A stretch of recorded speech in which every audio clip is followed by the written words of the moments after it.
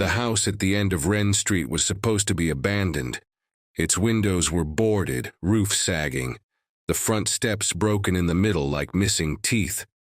But the children whispered about what was inside. The dolls, hundreds of them. I didn't believe it until I went in myself. The air smelled of rot and something sweet, like spoiled sugar. The living room was crowded, every shelf, every corner stuffed with dolls, porcelain faces, glass eyes, fabric bodies. They sat propped in rocking chairs, sprawled on couches, lined in neat rows along the walls. Each one was smiling. At first I thought it was a trick of the light, but I swear their heads shifted to watch me move. Their pupils gleamed too wet, too alive. I felt outnumbered. On the mantel sat the largest of them, a girl doll in a faded red dress. Her hair was human, real hair, coarse and brittle. Her porcelain skin was cracked along the jaw, and someone had stitched the pieces together with black thread. The floorboards groaned when I stepped closer. That's when her head turned. It wasn't a slip, not gravity, not an accident. The doll's neck creaked as she slowly faced me, eyes shining like marbles catching firelight. And then, soft but sharp, I heard the other dolls move. Fingers tapping on wood, cloth limbs dragging across the floor, tiny feet pattering closer. Their mouths began to open. Rows of teeth, not painted, not porcelain, but yellow and real, lined their grins. One by one, they whispered in a chorus of breathy voices, "Stay with us." I bolted for the door, but the dolls were faster. They toppled from shelves, crawled across the floor, clutched at my ankles with icy hands. Their laughter rose, shrill and childlike, filling the walls with a sound that felt too large for the house. I broke free, stumbling out into the street. The night air was sharp, and for a moment I thought I was safe, until I looked down. One of them was still clinging to me. A tiny porcelain hand, cracked but strong, dug into my wrist. And when I tore it off, it was still smiling.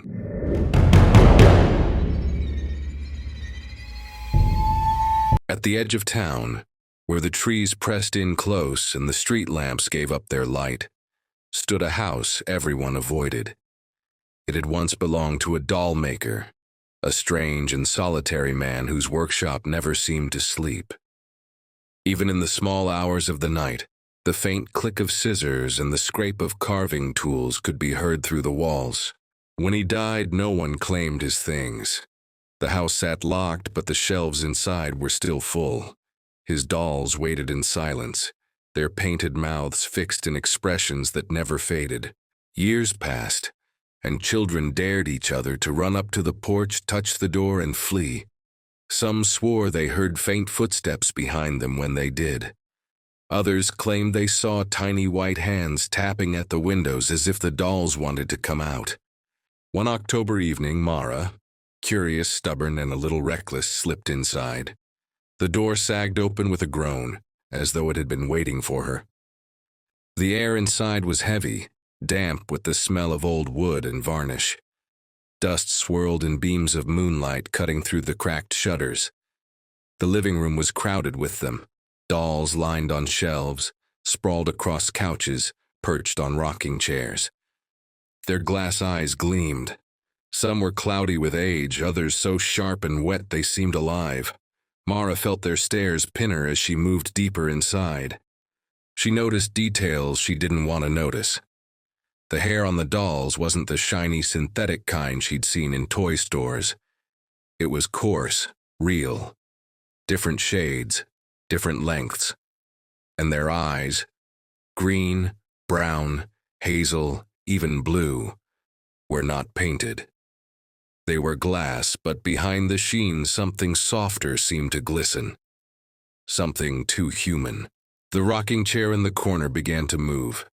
Slow, steady, creaking forward, creaking back. A doll sat in it, cradling a smaller doll in its stiff arms. Mara froze. The air grew colder, the shadows thicker. She turned to leave, only to find the door gone. The frame was there, but beyond it stretched nothing but darkness, And in that darkness something shifted. A figure emerged, tall, thin, cloaked in shadow. Its hands were long and pale, its face obscured, but in its arms it carried a doll. The doll's face was smooth porcelain, but its chest rose and fell with a faint rhythmic breath. The figure's voice broke the silence, raspy and ancient. Every doll needs a soul. The dolls around the room stirred, their joints creaking like bones long unused. Their heads turned toward Mara in unison. Smiles spread across painted lips, too wide, too eager. Mara backed away, but there was nowhere to run. The dolls began to climb from their shelves, the pitter-patter of tiny feet echoing on the floorboards. Their glassy eyes gleamed with hunger. The shadowed figure leaned close, lowering the breathing doll into Mara's arms. Its tiny hand twitched, fingers curling around hers with unnatural strength. The last thing Mara heard before the house swallowed her was the sound of 100 little voices whispering, chanting in sing-song. "Now you're one of us." The next morning, children walking by swore they saw a new doll in the front window. It had dark hair and tear-stained glass eyes, pressed against the glass as if begging to be let out.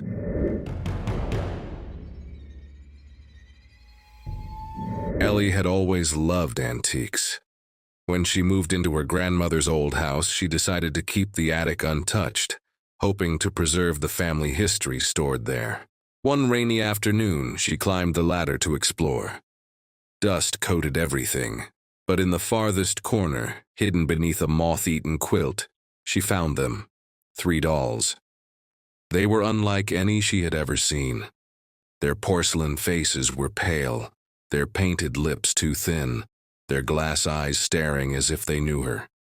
Each wore a faded dress, stitched with thread so fine it seemed almost human hair. Something about them made Ellie uneasy, but she carried them downstairs anyway. She set them neatly on a shelf in the living room, telling herself they were just harmless relics. That night she woke to the sound of faint scratching. At first she thought it was mice in the walls, but when she leaned closer she heard it. Tiny voices, whispering. She froze, straining to listen. The whispers weren't random, they were saying her name. Ellie, Ellie. The next morning, one of the dolls had moved. It sat on the edge of the shelf now, its legs dangling freely. She tried to laugh it off, convincing herself she must have placed it there without remembering. But on the second night, the whispering returned, louder. She locked her bedroom door, heart hammering, only to wake and find one of the dolls sitting at her bedside, its head tilted, eyes fixed on her face.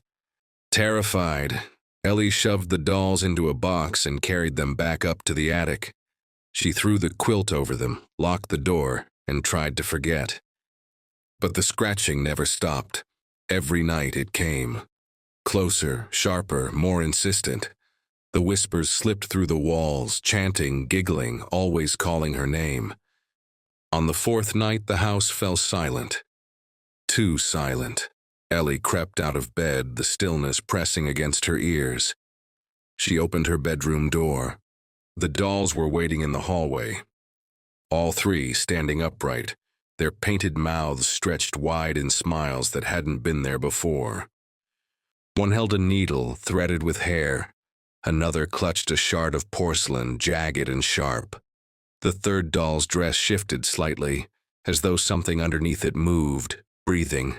Ellie backed away, but the dolls took a step forward. Their tiny feet clicked softly against the wooden floor. The whispers rose again, filling the house with 100 voices, though only 3 dolls stood there. Stay with us forever.